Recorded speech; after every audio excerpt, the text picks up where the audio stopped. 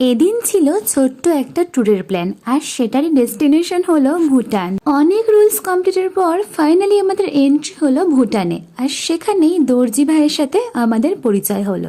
তিনিই ছিলেন আমাদের গাইডম্যান। একসাথে কিন্তু অনেক গল্পগুজব হয়েছিল।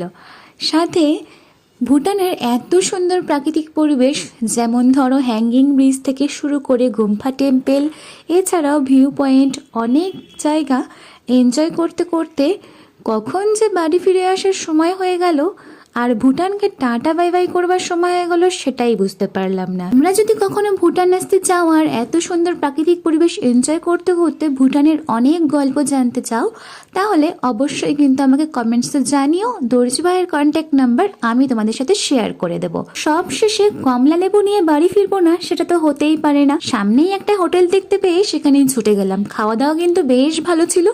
সাথে একটা জিনিস বেশি ভালো লেগেছিল, তারা কিন্তু ফ্রিতে 2টো ভুটানের নোট দিয়ে দিয়েছিল। যাই হোক, খুব হাসি খুশি মন নিয়ে চলে এলাম বাড়ি।